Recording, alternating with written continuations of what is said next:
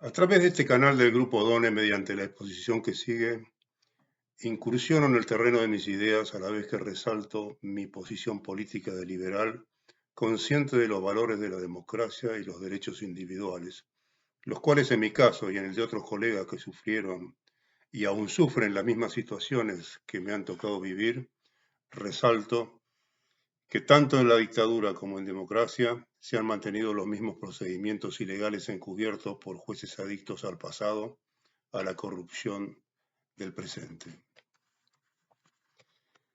La nación argentina, entre tanto, se mantiene con las mismas limitaciones históricas y estancamiento de su desarrollo, sometida a la venalidad de los políticos y el conformismo de la clase dirigente. Este proyecto para la década de 1980 fue presentado en la convocatoria que hizo la revista Todo es Historia junto al historiador Félix Luna el 4 de diciembre de 1979 en el Círculo Italiano de Buenos Aires, con la presencia del ministro de Economía Martínez de Hoz, las autoridades oficiales, empresarios, banqueros, miembros de la Iglesia, artistas e intelectuales. Esta presentación fue una causal más que detonó mi secuestro, confiscación de bienes y comienzo de un proceso judicial que se arrastra desde hace 41 años por los estamentos de la justicia argentina. Se podrá ver que las acciones propuestas siguen teniendo validez a 41 años de distancia, a pesar de la deformación ideológica sufrida por el liberalismo tradicional a partir de las acciones de los grupos liberales fundamentalistas, creadores de un neoliberalismo tan fracasado en el siglo pasado como el comunismo y el socialismo del mismo signo. Las doctrinas económicas como las políticas, a partir del vértigo tecnológico y la búsqueda del poder autoritario, han perdido la noción del equilibrio, la pérdida de la adecuación entre la idea y la realidad. Esta adecuación es la que traté de expresar en las ideas que siguen y que aún tienen vigencia para una nación que ideológica y doctrinariamente se quedó en el tiempo. Vamos al tema. Argentina en la década de los 80. Cuando fui gentilmente invitado a este almuerzo, me informaron que el tema en debate era la Argentina en la década de 1980. ¿Cuál es la Argentina que deseamos los argentinos? Cabrían dos alternativas. Primero, presentar un modelo de Argentina idealizada al estilo de la República de Platón. O dos, preparar un proyecto para la Argentina, lo que implica un compromiso más sustancial, ya que hacerlo y decirlo es asumir con responsabilidad una posición política, ideológica y económica. Elegí la segunda opción. Debido a la escasez de tiempo a disposición, he preparado un trabajo general en extenso, cuyo original será entregado a las autoridades organizadoras de esta reunión y una síntesis sumamente compacta que paso a referir a continuación. Primero, aspectos de estructuración social, el sistema político. No intentaré desarrollar un sistema político para la Argentina de los años futuros, sino que simplemente daré algunas opiniones sobre las características que debería tener el mismo para no caer en experiencias pasadas. La constante histórica de los últimos 50 años en la política argentina ha sido el desequilibrio. Para tomar los ejemplos más cercanos, en 1943, luego de un golpe de Estado, pasamos de un régimen democrático a una dictadura peronista. En 1955, con otro golpe de Estado, de un régimen de 100% peronista, se pasó a un 100% antiperonista. En 1962 se condena todo lo realizado por el frondicismo. En 1973 se condena todo lo hecho por las Fuerzas Armadas y en 1976 se pasa del poder sindical establecido al cese de las actividades políticas y gremiales. Esto implicó operar con políticas contradictorias, produciendo la frustración de miles de ciudadanos bien intencionados.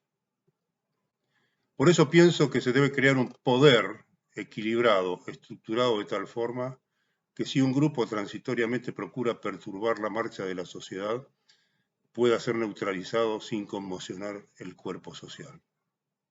Considero que el camino para ello pasa por un largo periodo en el cual nuestro país debe reorganizar sus instituciones y su economía. Debemos tener en claro que el ordenamiento político de la sociedad solo será factible en la medida en que todos los habitantes participen activamente con sus instituciones, no esperando, como hasta ahora, mediante un sistema democrático formal, que una vez finalizados los comicios el único responsable de las soluciones para los problemas sea el gobierno electo. Finalmente, sería importante concientizar a los partidos políticos para que al promover sus campañas, aparte de los enunciados programáticos, expliquen cómo y con qué recursos los llevarán a cabo. Segundo, aspectos económicos. El sector agropecuario. Desde el punto de vista de la acumulación de recursos, es el que está en condiciones de responder más rápidamente y así ha ocurrido. El camino a recorrer es su integración con el resto de la economía, lo que pasa por el desarrollo de la agroindustria para industrializar y valorizar los productos primarios, así como la creación de industrias subsidiarias, fertilizantes, tractores y maquinaria agrícola de gran capacidad, tecnologías de aprovechamiento de tierras áridas, recuperación de tierras, etcétera, etcétera. En el proceso de generación de divisas para el desarrollo de la industria básica y la formación de la industria mediana y liviana, el campo será la fuente más genuina de recursos. El sector industrial. Partiendo de nuestra realidad actual, es evidente que tenemos varios sectores en crisis. Cada uno de ellos debe ajustar su comportamiento dentro de las reglas de juego claras y permanentes, y es evidente que se llegará en muchos casos a la liquidación de empresas. Creo que debe clarificarse rápidamente la diferencia entre coyuntura y largo plazo.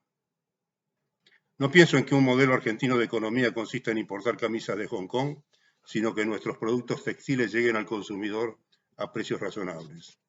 Con todo, en la coyuntura, debe cuidarse la existencia de precios de dumping en el mercado internacional o la destrucción de industrias que son ineficientes por razones coyunturales y necesitan tiempo para reconvertirse. Para ello considero como buena medida que los sectores financieros que están sosteniendo en muchos casos empresas con dificultades sean los responsables de asumir su control, operación o liquidación sin interferencias. Por otra parte, en el proceso, es responsabilidad del Estado proveer la necesaria economía externa para permitir la operación en forma competitiva. Un ejemplo de este año de 1979 son pérdidas incurridas por cortes de energía. La solución, entre comillas, en otras coyunturas, fue comprar un generador propio y producir un kilowatt-hora que costaba el doble o el triple del precio internacional. Dentro del programa vigente del Estado debe, mediante su plan energético, evitar este inconveniente. Entre tanto, habrá una deseconomía que empresarios y estados deben aceptar.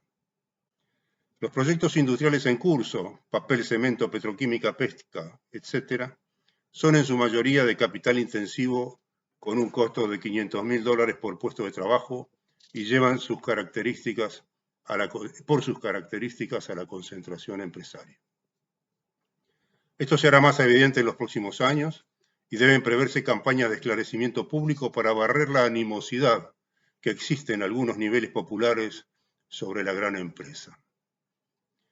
No hay empresas buenas o malas, sino una situación mundial a la que no es ajena la Argentina, en la cual la tecnología es en la mayoría de los casos tecnología de capital intensivo.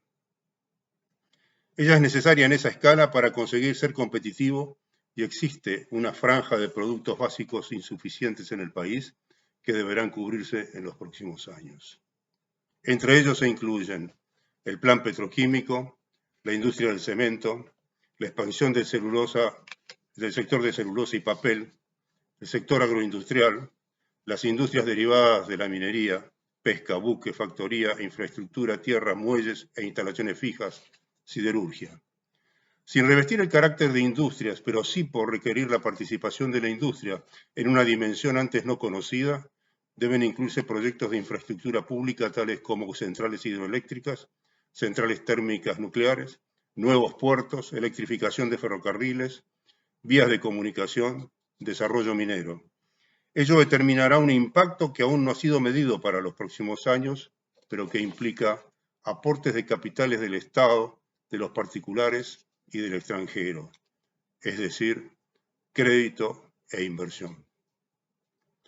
La necesidad de crear nuevos grupos industriales, por ejemplo, para desarrollar parte del proyecto Yacyretá, se han creado una empresa de empresas. El financiamiento y desarrollo de estudios desde afuera del Estado, para evitar la corrupción en las contrataciones exógenas. Obtención de garantías para los créditos, en una dimensión tal que solo puede concurrir el Estado dentro del esquema actual. Entrenamiento y formación de cuadros de mando. Este proceso llevará gradualmente a la industria mediana a ser eficiente, tal como lo es en otros países. A mi criterio, si las grandes empresas no producen los insumos de las medianas y pequeñas a precios competitivos internacionalmente, jamás podrán ser competitivas las más pequeñas, las que morirán no solo por ineficientes, sino por ser un sector sin peso político y económico para obtener créditos o beneficios y continuar subsistiendo. O sea que a mediano y largo plazo pienso en un sector industrial básico, eficiente y poderoso, aún para obtener tecnología o mercados internacionalmente, como proveedor y sostén de la pequeña y mediana empresa y a su vez como comprador de otros insumos. La gran colaboración para este proyecto que se requiere del Estado es la provisión de sus servicios y bienes a precios competitivos. Por tanto, rechazo la alternativa de pequeña o gran empresa, pequeña o gran banca, sino que necesitamos organizar una división interna del trabajo para disponer en cada caso de las unidades económicas en su dimensión adecuada, de acuerdo con las necesidades del tipo de país deseado. Los puntos adicionales a tratar, que por razones de tiempo no puedo detallar, son los siguientes. El capital extranjero debe participar asociado y o con las mismas garantías jurídicas que el capital nacional. Un aspecto sustancial del aporte será la transferencia de tecnología. Considero esto tanto o más importante que la inversión de capital. El sistema bancario y financiero. En los últimos años, la participación de la banca nacional en el mercado de depósitos y préstamos ha sido creciente, pasando del 7% del crédito en 1955 al 45% en 1979. El próximo paso es el fortalecimiento para cumplir las funciones más adelantadas y sofisticadas. Me refiero a la banca de inversión y a la banca de negocios. Por razones de tiempo dejaré sin mencionar, dentro de lo relativo a los aspectos económicos, los siguientes puntos. Los recursos humanos, la ciencia y la tecnología, la infraestructura, transporte de energía y comunicaciones, la distribución espacial, los circuitos comerciales.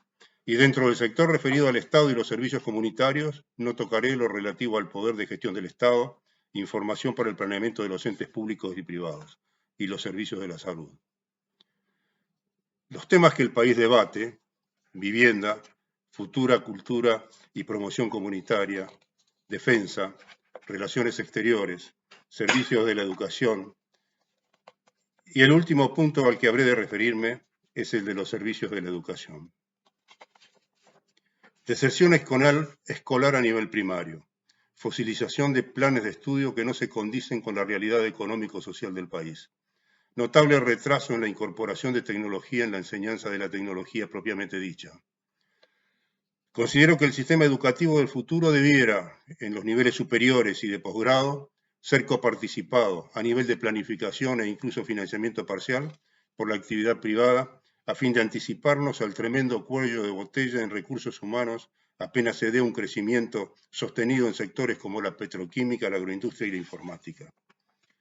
Como vemos, a través de esta apretada síntesis de objetivos, las tareas a realizar por nuestras generaciones en la década del 80 no son pocas ni triviales. Pero creo que el hecho de que en las proximidades de la década del 70 estemos reunidos exponiendo nuestras ideas sobre el porvenir, confirma que los argentinos estamos transformando nuestra vocación de ser. Esto es lo importante para el país, que sus clases dirigentes asuman el rol para el cual están investidas a través de su poder político, su creatividad, su capacidad de trabajo y distribución de la riqueza. A continuación, acompaño las palabras del doctor Félix Luna y las del doctor Acuña Anzorena, quienes me sucedieron a mi alocución. Del doctor Félix Luna. Dijo el doctor Félix Luna: el ciclo de los almuerzos que este año realizó Todo es Historia culmina con el ágape del que estamos participando, para el cual adoptamos un mecanismo distinto. Como observarán, nuestra mesa no tiene cabecera, y así es que estamos todos ubicados por orden alfabético, incluido el doctor Martínez de Hoz, que participa en esta reunión como argentino que se preocupa por su país. Hace 100 años, los argentinos conquistamos el desierto, respondiendo a un desafío de la historia, y a un siglo de esa fecha, en la década que pronto comienza, tendremos otras áreas que conquistar y que se delimitan más nítidamente al mirar retrospectivamente los 10 últimos años. No es objetivo de esta reunión formular una previsión de decisiones, sí un cambio de opiniones sobre lo que puede ser la década del 80. Por eso, antes de ceder la palabra al doctor Acuña Anzorena, quiero que el señor Emilio Perina, editor de la revista Todo es Historia, haga una suerte de introducción al tema que hoy nos convoca. No tengo en mi poder las palabras del doctor Perina.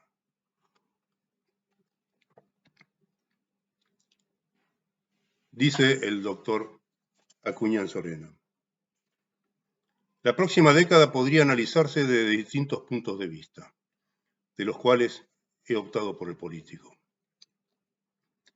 Nuestro pueblo, como muchos pueblos del mundo, luchó primero por la conquista de sus derechos individuales, es decir, luchó por la libertad con olvido de la miseria. Más tarde, luchó por un bienestar y a veces lo hizo con olvido de la libertad. Hoy, el hombre quiere que se le dé seguridad económica sin mengua de sus derechos individuales. En la próxima década deberemos hallar las soluciones correctas para alcanzar objetivos si no queremos que cancelen algunos de los términos del problema.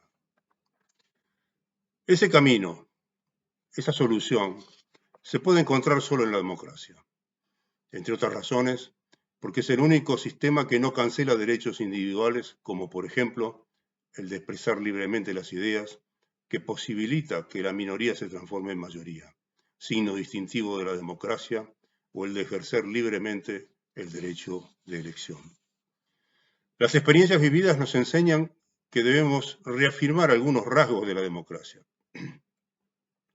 Debemos disipar también algunos errores, como por ejemplo el de asimilar gobierno democrático con gobierno débil.